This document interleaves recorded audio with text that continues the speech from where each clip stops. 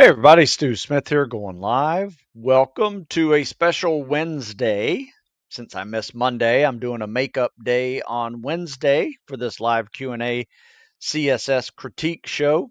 And if you have questions, send them. I know I missed some yesterday because I had to cut it short.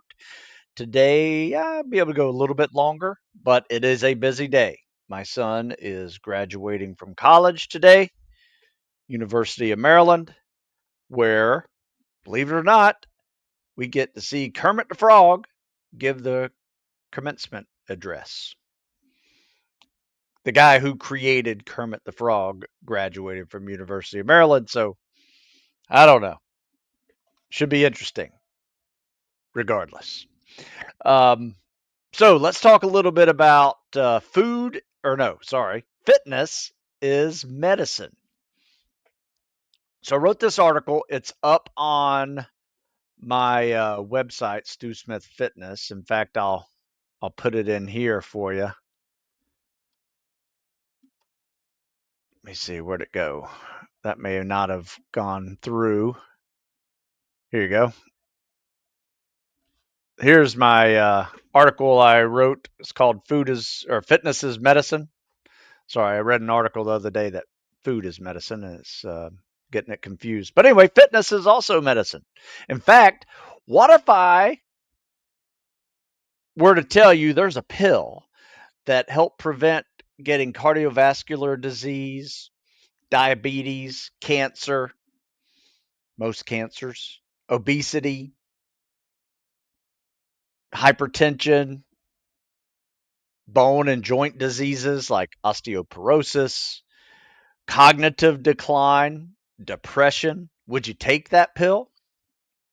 What about a food? If I told you um, a particular food would do all that, or a smoothie, would you drink it? But what if I were to give you the answer to all of the above is simply by being physically active? Walking and resistance training. That's the minimum standard, and you can help yourself live a little longer and live a little healthier. Or any activity really that involves moving, lifting, and carrying, which could prevent the chances of all the above. How about now? Unfortunately, guess what? Statistics show we as a group are not willing to do that, which is sad. So I wrote this article, and it's really all about getting started, young and old. I think we all have members of our family who just don't do enough. And sometimes I'll share these kind of articles with them and just say, "Hey, look, you need to work on your sleep. You need to work on your nutrition and hydration. You need to drink more water. You need to exercise. I don't care if you're just walking around the yard. Get some exercise. Breathe, relax, get away from the TV. Sitting too long. Sitting is the new smoking, they say." So anyway, check out that article. It's a good one, especially if you just need to get started again. And unfortunately, a lot of us do. A lot of us spend 20, 30 years focusing on family and work and neglect our health. And next thing you know, you're in your 50s and taking medications to reduce your cholesterol and high blood pressure, where if you just do a little exercise, you might be able to take care of both of those. All right. That's my quick 2-minute speech on our state of health. I know I missed some articles yesterday. I have some really good videos to show you today, CSS critiques. So we'll get into those in a second. Somebody just asked, "Hey Stu, do you consider FBI HRT in the same level as Delta or Dev Group?" Well, they are considered a tier 1 unit. Um, I know guys on all three, and they are exceptional at what they do. When you practice for the missions that they do, you get really good at it. And they do a lot of practice. So put it this way, there's a lot of former special ops guys that go to FBI HRT. So yes, I think FBI HRT is on that same level. They don't call them a tier 1 unit for nothing. There's no shame in starting over. Speaking of that, what would you suggest for someone wanting to get in shape for flight nursing? Well, I would say this, you're basically a tactical athlete when you're in that profession because you have to move people, carry things, carry gear. Um, you just have a whole bunch of physical activities you need to get from A to B. Sometimes it may be challenging, but yeah, my suggestion would be this. If there's a fitness test you have to take, study for that fitness test, practice that fitness test. If there are standards that you have to be able to do for that training, do that. However, if you do not have any of that, you need to kind of create your own and be well rounded in everything. So, my advice would be go with kind of like the seasonal tactical fitness periodization model, where you do work on your strength and power, speed, agility in the winter, come around spring and summer, work on your calisthenics and cardio, muscle stamina and endurance, and just get in a cycle of that. So year after year, you can go through that cycle and maintain all of those elements of fitness that I think you would need in that job. So FBI HRT must have same, yeah, they have a lot of budget. What's a good standard for the average person? How many push-ups? How many chin-ups? Average person, male or female, it's going to differ. But I would say the average person should be able to do both. Okay, that's a bare minimum. So you'd be surprised at how many cannot do pull-ups. So just being able to do pull-ups is uh, male or female. I know a lot of males that can't do pull-ups because they just don't do pull-ups. Um, so you got to practice those, got to be able to do it. But I would say this: if you're, anything above that, you're no longer average because the average guy can't do pull-ups. Um, so I would say just to be good, I would say something to kind of be proud of is double-digit pull-ups, so 10, and um, 50 push-ups without having to stop and rest. I think it's a good standard. Head into U.S. Coast Guard Basic in 26 weeks. Thanks for your programs. My PFT scores are push. Yeah. All right.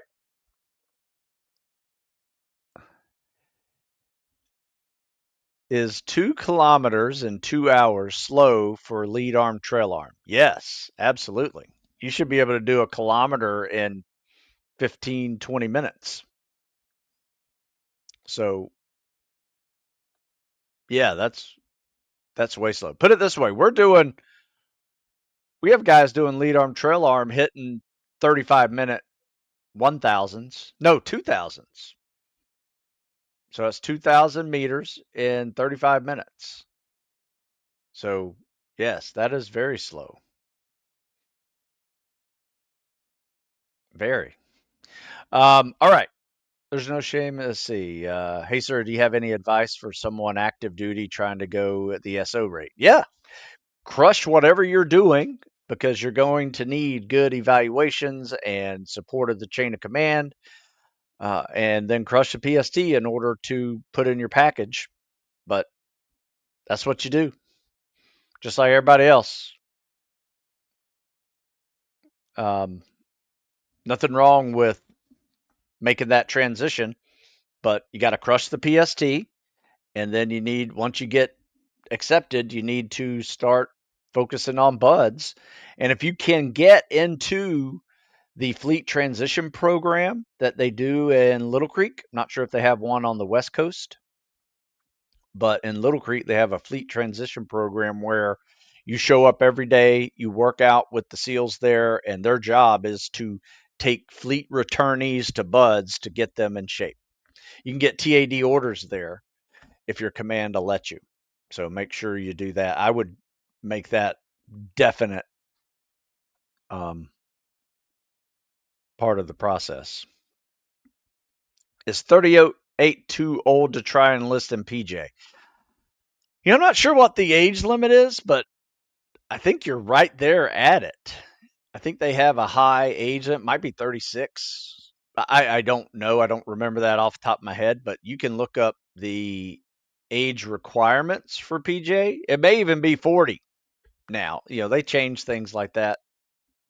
I've seen some at 42, but I don't remember. But I will tell you this. Is it too late? No. I've seen guys in their 30s get through PJ training, buds, SF training. Went to an SF graduation. A couple of guys in their 40s, 42, finished, got the Green Beret. One of my friends who's a former SEAL finished buds at 38. So very doable. Not impossible, put it that way. Hey, so we are in day 3 of Hell Week. Anybody have any feedback as to how many people are left?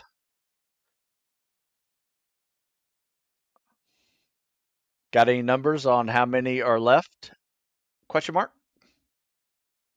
So send a little text out, see if anybody answers it before the show's over.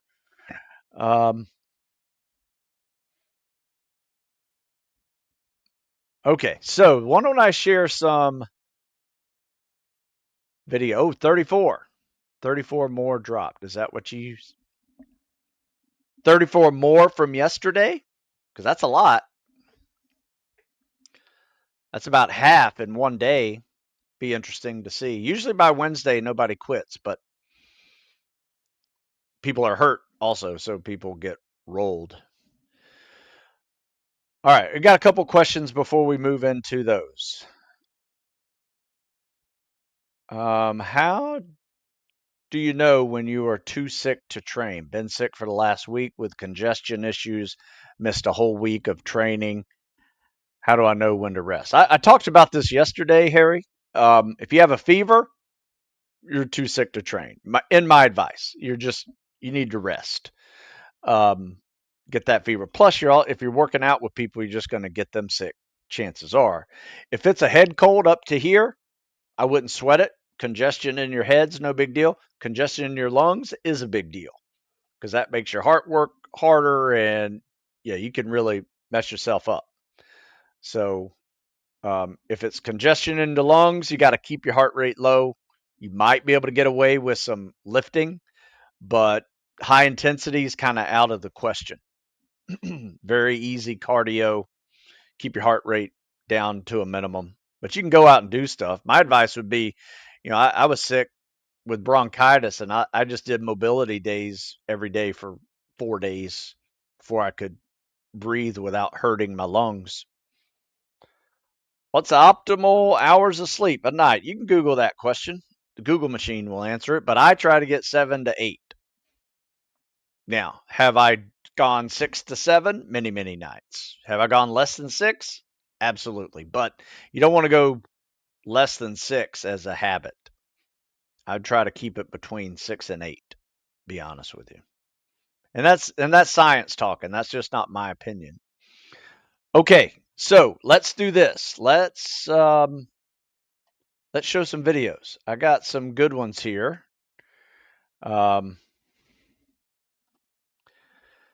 Let's see. I'm going to show you one before somebody do it this way. So I've been training people for a very long time, coaching people, and I've never seen anybody do it quite like this. Okay, so it's a timing issue. So it's not horrible. He actually swam like this, I think in the mid 9s. So it's brutal to watch. You'll see. But it's not horrible. Like it's swimming. He's just confusing the elementary side stroke with the combat swimmer stroke. And you'll see what I'm talking about right here. So he kicks off the wall, not bad. Kick off, top arm, bottom arm, kick up, top. What's he doing? Top, breathe, bottom, top, breathe, bottom arm, kick. So you can see he's trying to do a lead arm, trail arm, glide after the kick. He breathes before the bottom arm pull and then pulls the bottom arm while he's underwater. So you should be turning your head with the top arm, breathing, inhaling with the bottom arm, kicking and going back under and gliding. So as you can see here, there's really no glide here. There's a kick and a top arm goes together kind of, and a breathe during that process, and then a bottom arm. Like, it's just, I had to fix the timer, and his head pops up too much. So when your head pops up like that, that bottom arm's really awkward. It's got to fix that. Remember, that bottom arm, all it needs to do is be a skull. It doesn't have to be a full stroke because it throws off your timing. But this is way you don't want to do it. But like I said, that's like 55 seconds. Not horrible. He's swam his 500 like that in 9:30ish. So not bad actually, but not the way you do it. So let's show how you do it. I think, as I recall, let me share this one. There you go. Shorter bottom arm. Yeah, somebody asked, is my CSS faster than my breaststroke? Absolutely. I'm not good at breaststroke. When you kick off that wall, better. That's why this is going to be I'm awkward. Horrible at breaststroke. Don't do the compared to my bottom arm CSS. Pull, just turn. Top arm, bottom arm, kick. There used to be a time when my CSS was faster than kick. Now this my is probably the best part of your freestyle right here. That now my freestyle has gotten faster because I got too better. deep. All right, so we kick off the wall, really good. When you kick off that wall, kick there, not bad. Goes straight into the stroke. A little too deep off the wall. The bottom arm pull though. So just turn. Top arm turn, bottom arm breathe, kick and glide. Shorter bottom arm. So this is the timing you want to get it done. This is probably the best part of your arm turn, bottom arm breathe, 1 mistake, 2 mistake, pull. Now hold a little bit early on the pull. Right. You got to give you got to give yourself like 2-3 Mississippis. But this is going to be a 50-second 50, so it's actually not that bad. Top arm, bottom arm, kick. 1 Mississippi, 2 Mississippi, pull. Top arm, bottom arm, breathe, kick. That's how you do it. That's the timing you need. Breathe with the bottom arm. This is not bad at all. Oop, that was a little awkward. Turn with the top arm, bottom arm, breathe 1 with the bottom. 2 Mississippi, pull. Turn there you go. So he's a little inconsistent with the glide. Sometimes he'll catch himself gliding long enough. Sometimes he won't. But that's pretty common once you start adding the glide phase into the stroke. You don't necessarily get it right every set. Here's another good one. I'm just going to show you all the videos here because there's some good ones here. All right. So what do we got here? We have kick off the wall. Good streamline. I like that. Little flutter kicks can go out. Don't do that. Just waste of energy. Top arm. Bottom arm. Kick. I like that. Top arm. Where's your bottom arm going? Not sure where. Is it going behind you? Yeah. Maybe it's just a weird angle. But this is good. This is what? 25 seconds? 26 seconds? Yeah, let me see. You kicked off about 2 seconds off the wall. 2 seconds. Yeah, you're about 25, 26 seconds here. So, yeah, this is good. I like this. Top arm, bottom arm, kick, hold the glide. Just a little longer. 1 Mississippi, 2 Mississippi, pull. That's it's kind of a preference thing, I will say. As far as the glide, if you want to put in more effort and stroke more, get a little more tired, you just have to get in a little better shape, swimming shape wise. With the glide, you're going to be a little more efficient, probably save some strokes, save some energy for the rest of the test. So I've been chalking it to preference lately, but if you want to be efficient and have better scores of the rest of the test, you want to be You want to glide longer. All right, so here's a good one. Kick off the wall. So notice this. You know how some people, I talk about swimming like a banana? His shoulder mobility could be better because you see how he's going deeper. He's got this little dive plane going.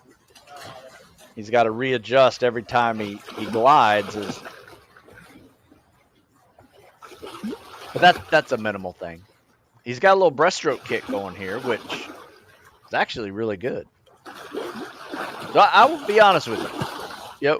Work on shoulder mobility a little bit. Might be a little bit better. He's got a couple of good glides here he's working on, I can tell. But you can see every time he glides and he's on his belly, he's kind of going deeper. You know, work on that shoulder mobility just to keep you straight. If he was on his side, he'd be going to the left or right. I will say this. This is a 45-second 50. So really, everything I just said, if you're swimming a 7:30, which is this is what this pace is, I wouldn't worry about what I just said. 7:30 is great. Somebody just said, my developer said I need a swim coach to learn this. Well, here's the problem with that is not everybody knows how to do this side stroke or combat swimmer stroke. I have had a lot of swimming coaches say, what is this you're doing?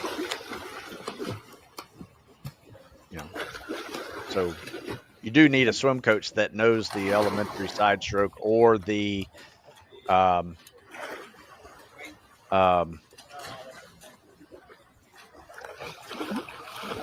or the CSS. But this is that's a good stroke.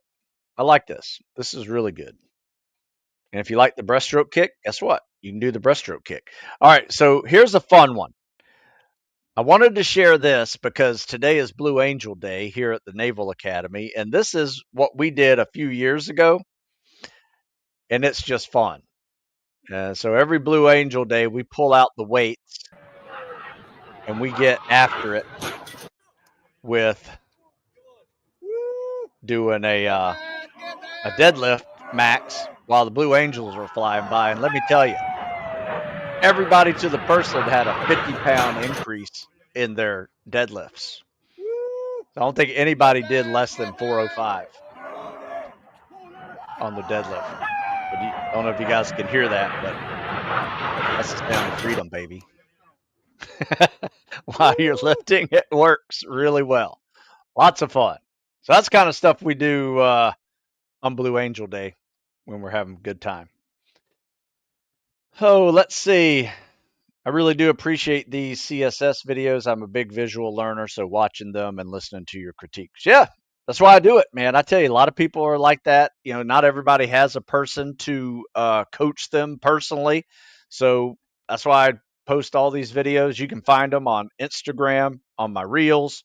You can find them on TikTok. You can find them on YouTube, YouTube Shorts. You know, I've been making CSS videos since YouTube came out. So some of those videos are a little old, but they still work. So, hey, I just got update. They still they have 49. Nobody has quit since yesterday morning. So that's good.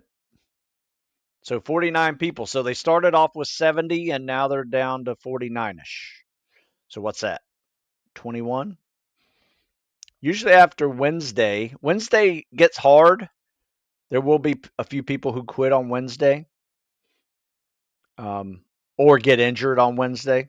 That's probably more common. So that's pretty fires me up. Good job.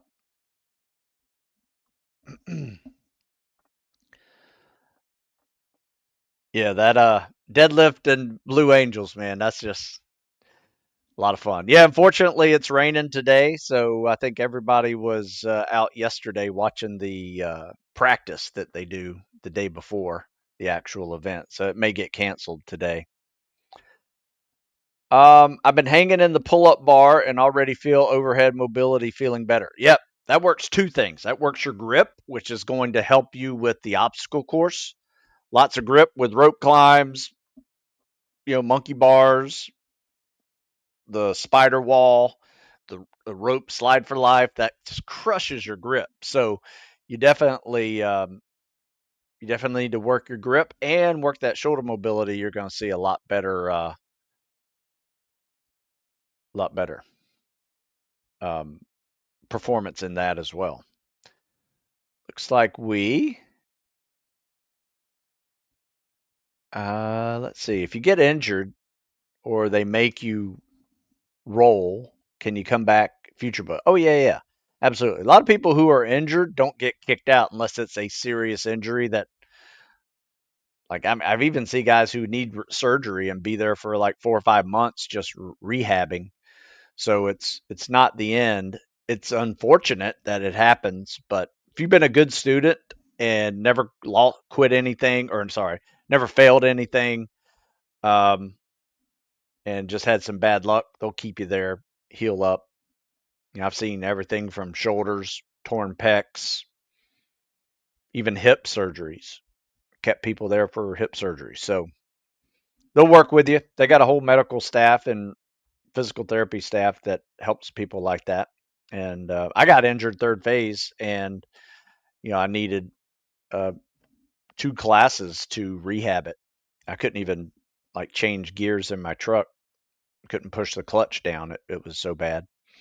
So I needed significant time to recover. So yeah, it happens.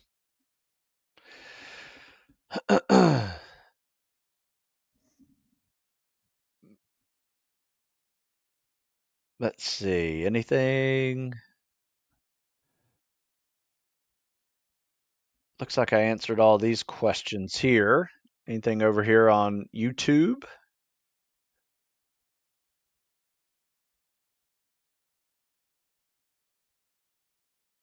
I don't know where you heard 34 more dropped, because only 21 have dropped so far. Apparently, according to my guys that are there, when you got injured third phase, do you have to start all over again? No, I just had to start third phase again. So that's usually how it works. You get rolled in, let's say you get rolled in second phase, you fail OC8 or something. Um, that's about 4 weeks into second phase. So you'll go back to day one of second phase and repeat all the open circuit stuff before for that test again. Um, Same for third phase. Like, I think I was a week out, going to the island. So I was only like 5 weeks from graduation. It's a 9 week phase. So I just started week one again and did all the land nav a second time, which made me better at land nav. So yeah, you have to you have to take those things as extra credit. So tips for stress fracture recovery. Yeah, you got to lay off it. There's no tips to it other than don't run. If eat your calcium, your D3, get your bones strong, because it's an actual bone break. There's nothing you can do really but eat well, sleep well, recover well, and all your cardio is going to be non-impact cardio. Biking, rowing, swimming. We do have some guys put on a weight vest and walk, but no running, no hard impact forces. We'll do stair stepper with a weight vest, because you want to work the muscles, because every time you work the muscles, the bones get stronger, muscles get stronger. So that's what we do, and it seems to work.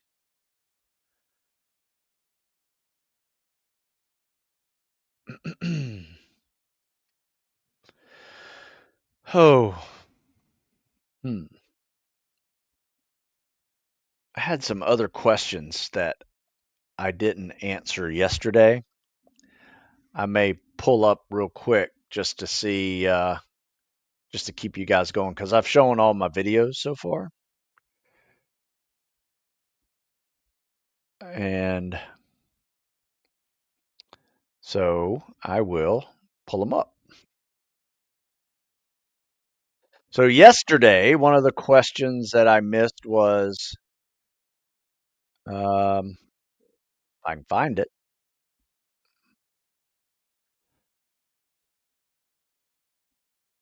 Maybe I didn't miss it. Oh, you know what? I know what happened. I answered all the ones on YouTube, but I didn't answer the ones on um, Instagram. They popped up. So there were like 4 or 5 Instagram ones that I missed yesterday, and they don't pop up on my YouTube channel. Well, that's a bummer. So send a question. What you got? Yep, I don't have any question for you. Okay, so what have I been doing lately? Um, I have been creating the Never Quit Mindset course. I have done basically not like an audio book. The audio book is about 2 hours long. This is like 4.5 hours long of extra stories, extra training, extra things that I couldn't put into the book because I just didn't have the space that I wanted to keep it under 100 pages. Um, so I created a course around this. So that will be up probably next week, and you'll see it. But it's the Never Quit Mindset Action Plan course.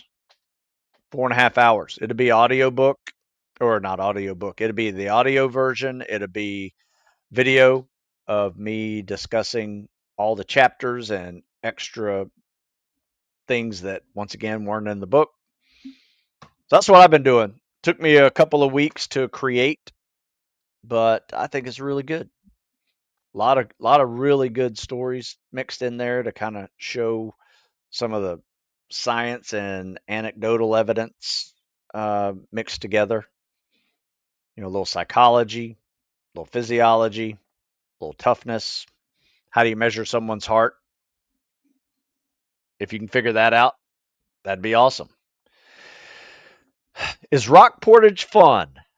Somebody asks. You know what? I thought it was pretty fun. It was a fun teamwork challenge. So it's one of the first things you do when one, you learn how to paddle a boat and get through the waves and stuff like that. But you actually paddle down to the rocks, and your job as a boat crew is to hit those rocks, and then your first 2 guys get out and grab the bow line.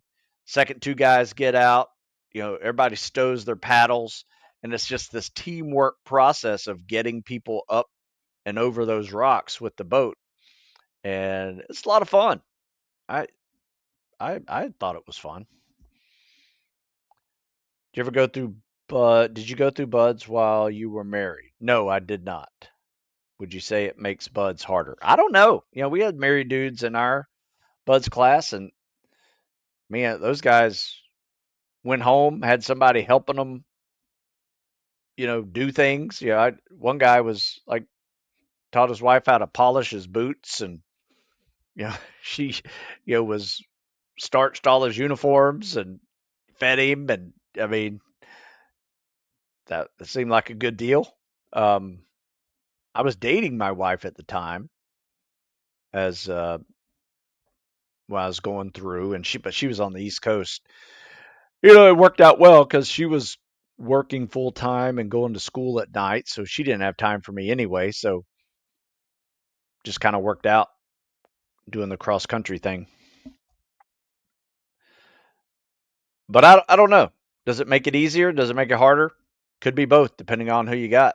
I will tell you this: if you're going to be married, marry someone who doesn't need you if you're going into these jobs, because you will be gone a lot, and you're going to rely on her to get things done at the house while you're gone.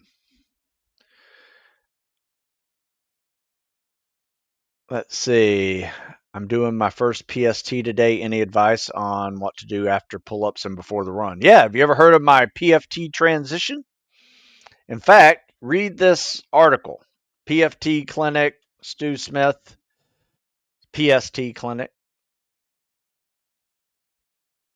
So PST Clinic. Yeah, check this out. So this is a really good article, and it explains how to pace yourself, how to use a transition exercise after the pull-ups before the run. And it's real simple. After your last pull-up, go for a jog, shake it out, because your blood is all up here in your arms and your torso. So you want to get that blood down to your legs, or at least back to your torso. So whenever you start running for real, your heart isn't pulling blood from your arms down to your legs, throwing off your pace, throwing off your breathing rhythm. It really does screw it up. So if you can get the blood down to your legs, it works really well, because when you're running, you want that blood flowing smoothly from your heart to your lungs to your legs. Lungs, heart, legs. You can get oxygen down there if you're going to do that. So yeah, read that article. It's very helpful with what we call the PST transition. So it's only mandatory for enlisted to stay in the barracks during buds. No. There were some guys that were, if you were married, you had a house out in town you could go to, but you probably had to stay. Even the officers had to stay in the barracks, but they had a place to go to on the weekends, which was nice. Remember two guys talking about funny moments at buds. Oh yeah, there's tons of funny moments. In fact, there's a great book called When a Bullet Hits Your Funny Bone. Let me see.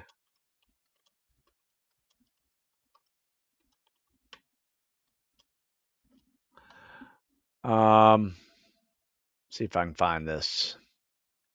When a bullet hits your funny bone. Yeah. The essence of U.S. Navy SEAL humor. So Billy Allman wrote this one.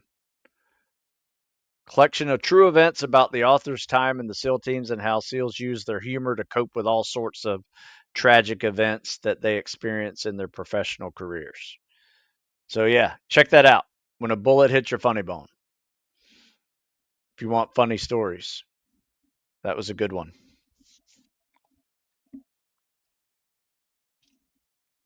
Let's see.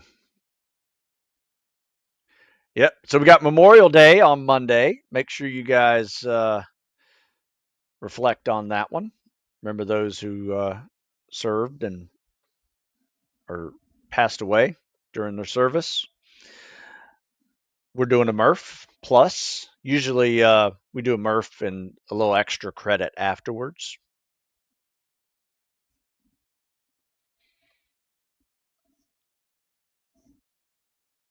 Any advice on how to help my son engage in fitness? He wants to work out. He says he wants to work out, but doesn't proactively participate. I don't know what else to help him with. My advice, Patricia, is to expose him to multiple exercises and try to make them a little fun, especially if he's young. And eventually, there's going to be an exercise that resonates with him. For most boys, it is the bench press. Right? If you can set up a bench press or a push up or a pull up bar, pull ups are a little hard because a lot of times people can't do pull ups at first. So that may discourage people from doing things, but it also may encourage them to I want to do a pull up. Right. So it depends on the person. But bench presses are a lot of fun. Guys like that one. I can't remember how many times as a kid you would get asked, or so you would ask, "Hey, how much you bench?" Like that mattered for anything other than it's just a bragging thing. But it got me in the weight room. I love bench pressing. Um, but eventually you have to diversify and do squats and deadlifts and fun power movements like that. And then you start doing it for sports, and then it changes a little bit more. So yeah, my advice is try to do something like the pyramid. I personally have found the pyramid to be kind of like the awesome way to get into fitness, and then use the pyramid as an assessment tool. So you start off with one pull up if you can. If you can't do pull ups, skip them.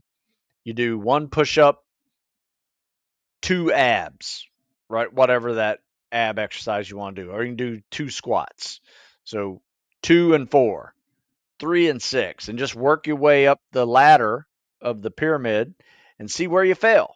And let's say you fail at 6 push-ups and 12 squats. That's okay. Now you know, and then repeat in reverse order.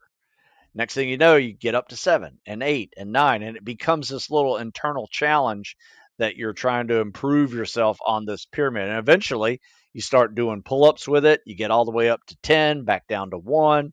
That's 100 pull ups, 200 push ups, 300 if you multiply by 3 for sit ups or squats. Now you're flirting with the Murph in a workout. So that's how I would do it. I had a son. I still have my son who graduates college today. Big day in the Smith family. Like I said, it's been a busy week. He started working out with me when he was 12 years old. No, 12, 13. So he was like seventh grade. But he was 6'4", 140 pounds. That's a skinny kid. So we focus more on calisthenics and a little bit of dumbbell work because I felt so bad putting a barbell on his back because it felt like it was just like hitting his spine and his little bony shoulders. Um, but by the time he graduated high school, he was up to 190, 195, same 6'4", looking good. Just finished college. Now he lifts all the time, deadlifts, squats, benches, plays basketball. So it was a fun journey, but he started off really basics with just calisthenics and some dumbbells. And you want a good exercise? I like this full body one where you set of dumbbells side by side, in between your outside of your feet. You bend down all the way, pick them up, bicep curl, overhead press, and then take them all the way down, set them back down on the ground, do it again. So it's kind of like 3 exercises in one. You get a squat deadlift combination with a bicep curl and an overhead press. If you want to throw in triceps, you can throw in a fourth. I guess a little hard because you can't go that heavy when you add the tricep extension. But add little things like that get multiple things done at once and doesn't require a whole lot of technique at first. You're just really kind of teaching them about the movements of the body. But yeah, that's how I would do it. In fact, we have a next generation coming up. Little kids that would see my son and his friends lift weights are now just getting into high school. And I told their dad, I said, "Hey, come on, we'll do round 2 of this." And so kids are starting to show up after school and during the summer, um, lifting in our carport. So, and all the like my son and his friends are going to be kind of like their little mentor coaches. So it works for everybody. One more PST question: can you shake your arms out during the push-ups? No, you got to keep your hands on the floor all times. Used to be able to. When I was in, you could shake out your arms, and that was a great way to like crush push-ups. I think I got 140 in 2 minutes, just because I could do that. It, but they quit doing it.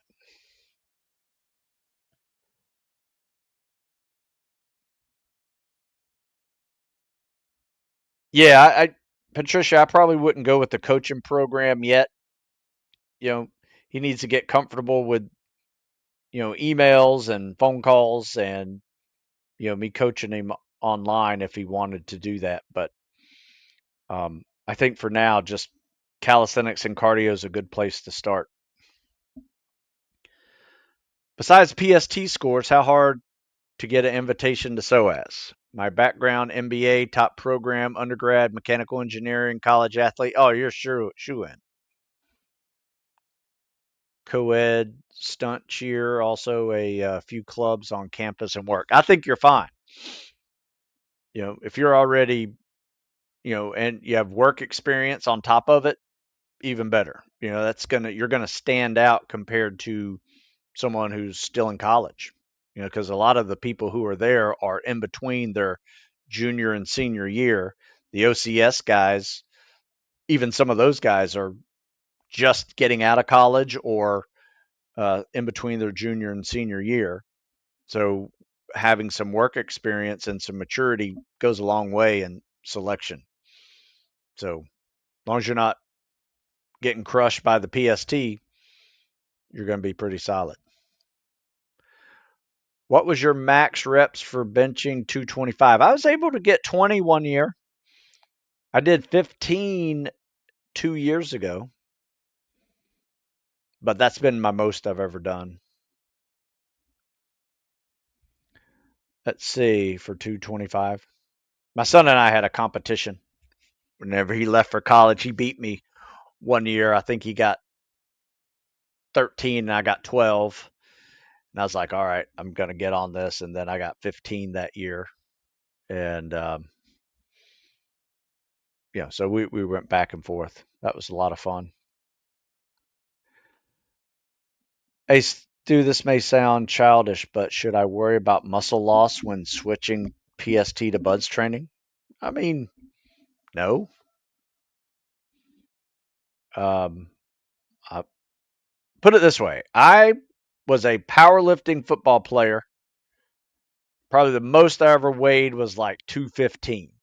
And I started doing calisthenics and cardio and dropped to about 205, a lot leaner, still kept a lot of muscle mass, but my numbers weren't the same as a power lifter, and you don't want them to be because you want to be faster and you want to be have more endurance. You don't want to worry about, am I big enough? Now if you're a hard gainer and you're like doing everything you can to keep on some muscle mass, which a lot of people are, you're going to just want to eat more. Make sure you're getting your proteins when you're doing your calisthenics and cardio, and you'll keep your muscle mass. But most guys like me who come from a power football background want to lose some weight and get faster and get a little more reps into them.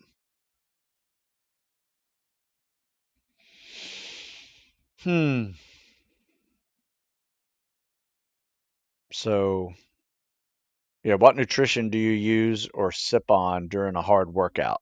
Looking to optimize my energy nutrition during my harder tests and sessions. I usually have a thing of honey in my truck, so I will sip on a thing of honey. Find that to be very helpful, especially for the carbs that you need when you're bonking. Do I do any live training in Annapolis? Yes, I do. A lot. If I completely deaf in one ear and legally blind in one eye, does that pretty much rule out military role? I would think so. I have not seen that occur before, but don't take my word for it. Let a recruiter tell you. What days and times do you have your free workouts? Well, these are workouts that you can find our schedule at heroesoftomorrow.org, and they're only for people who are serving or have served or preparing to serve. And they're very advanced. They're spec ops level workouts.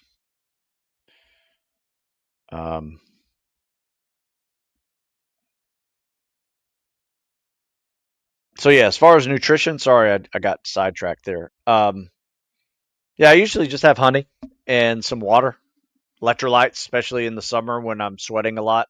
And, that goes whenever you're sweating profusely and your shoes are squishy, sweat. You can wring out the sweat in your shirt.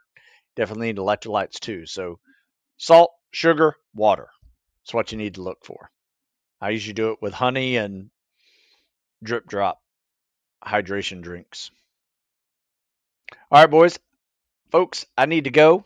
Yeah, I'll post this live over on Instagram, but you can always find my lives on YouTube channel. They're there for, I've been doing this for over 5 years, 2 days a week.